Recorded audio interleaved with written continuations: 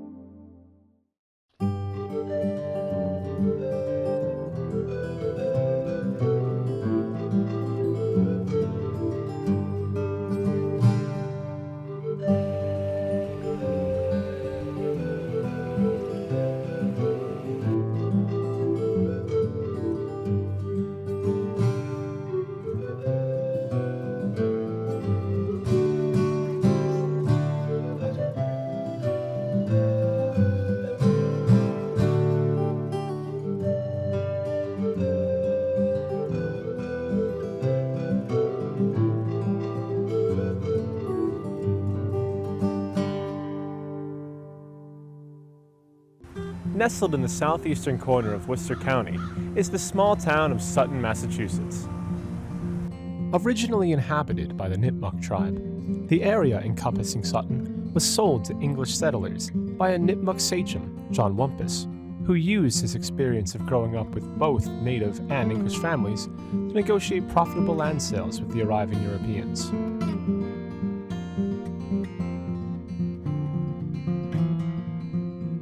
Throughout the 17th century, families and individuals from the Old World continued to make the dangerous trip across the Atlantic, many subscribing to the same rigid puritanical beliefs as the original Pilgrims. Christian conversion became an essential part of their mission, and they soon established small church towns throughout the region. These towns employed coercive methods to convert the local Indians, and even began to train the native people themselves to convert their neighbors as well.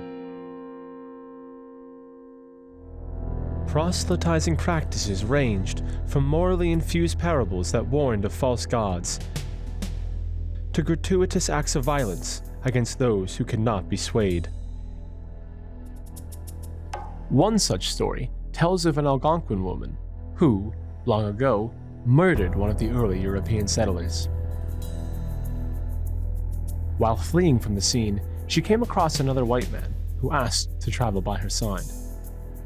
Racked by guilt and becoming suspicious of the man, she attempted to flee, but the man grasped her and prevented her escape. Crying out to the eldritch god Hobbamuck for help, when she gazed upon the white man again, she was shocked to see that he had turned into Hobbamuck himself. The devilish character took her and plunged into the earth, leaving behind a great chasm in their wake. The opening created became a pit into which Hobbamuck threw his victims, forming indentations where they fell and fissures where the god swung his axe into his targets.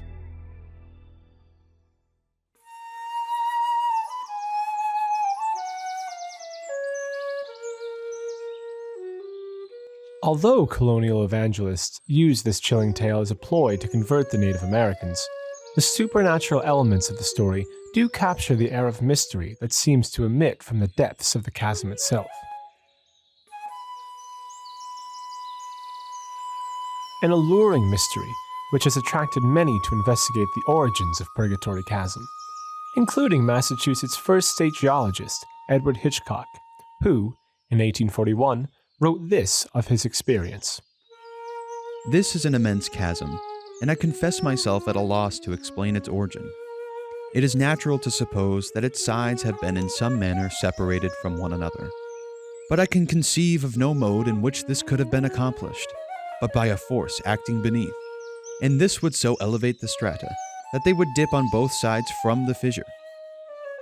In the vicinity of the fissure, however, the rocks are often exceedingly broken into fragments, and this circumstance indicates some early subterranean convulsion, or the agency of troubled waters.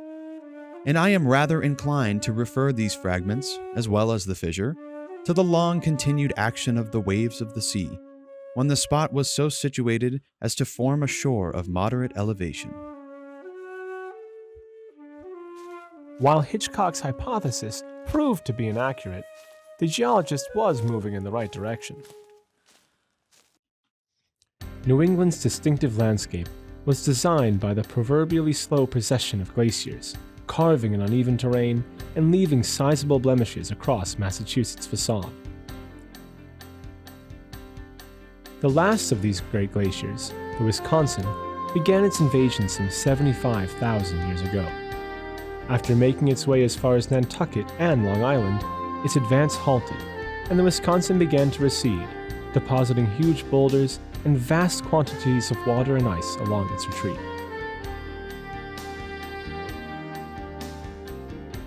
It is believed that one of these glacial lakes eventually burst from immense pressure, erupting in a violent torrent of water and ice, forming what is now Purgatory Chasm.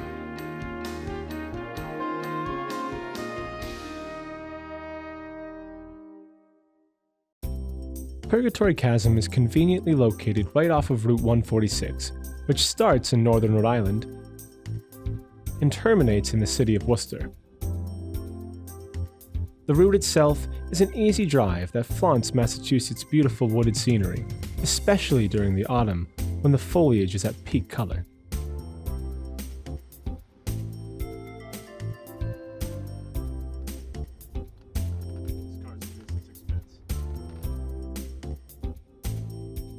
Once you've entered, there is ample parking for scores of hikers, families, and leaf peepers. Take a moment to explore the visitor center, where information on the various flora and fauna indigenous to the area can be found.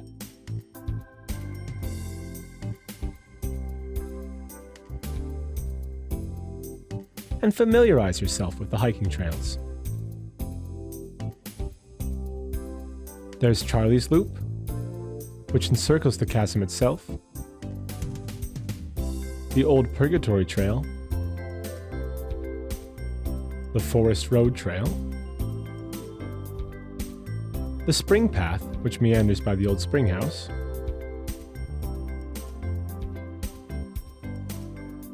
and Little Purgatory, a shorter trail that one can take to lengthen their hike some.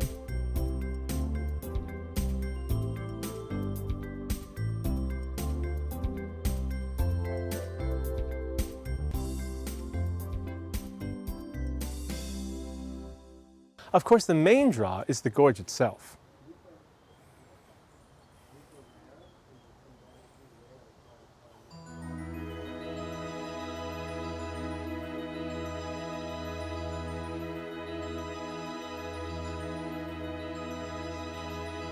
As you approach the entrance to the Chasm Loop Trail, you'll encounter the gaping stone maw of the gorge.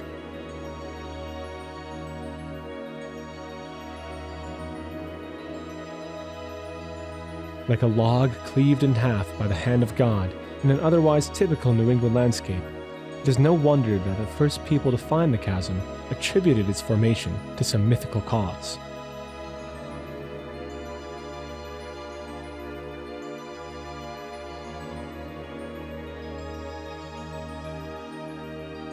Not only does the entrance immediately awe the viewer, but it hides the true depth of the gorge.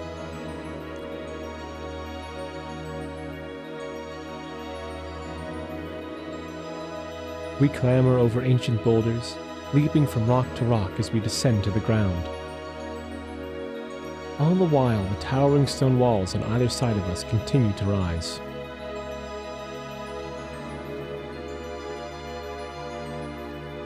With the various hidden nooks trying to twist your ankles and loose footholds wobbling under your step, this path does require some concentration and dexterity.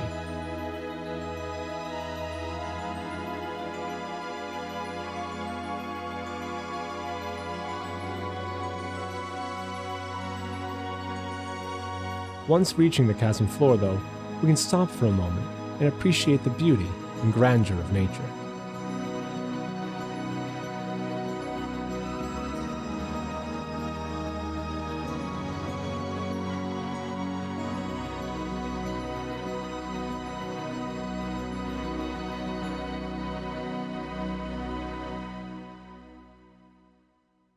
Gazing up, you can spy some of the sites with inventively witty names that build off the chasm's enigmatic aura.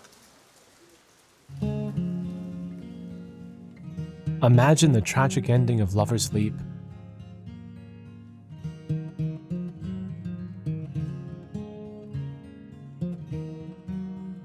Or picture Lucifer himself preaching from the heights of the Devil's Pulpit. At the base of the chasm, if you explore the large remnants of fallen rock, you'll find one of the most chilling features of the park. Here, carved into the stone itself, though worn by weather and time, a simple message of forewarning. Prepare to meet thy God.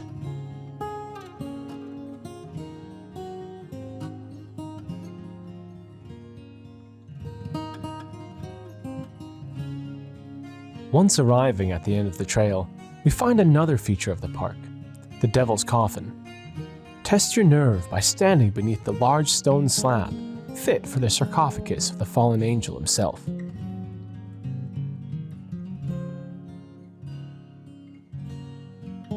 Two of the more notable features are only accessible once you've made the climb back to the top of the gorge.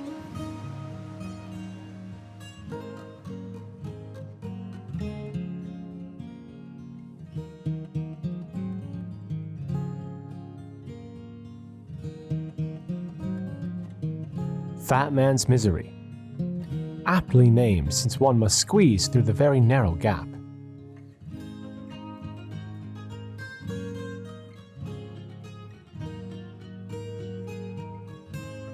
And the Devil's Corn Crib, which, according to legend, was formed by the powerful tomahawk wielded by none other than Hobbamuck himself.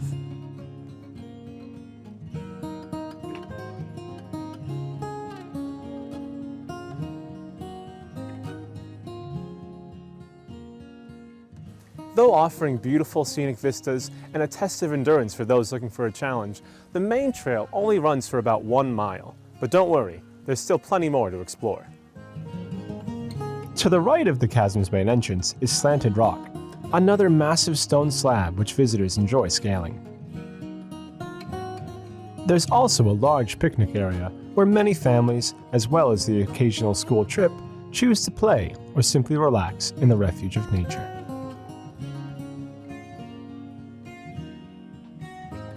Marked by towering crags, colossal stone monoliths, and a hauntingly scarred earth, Purgatory Chasm plays an important role not only as a topographical feature,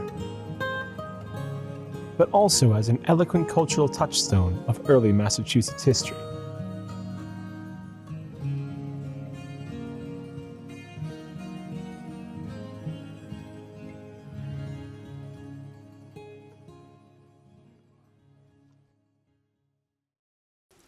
Thanks for joining us on this brief trip to one of the most jaw-dropping locations in our state. What kind of remarkable places are near you? Let us know so we can keep adding pieces to this world peace puzzle.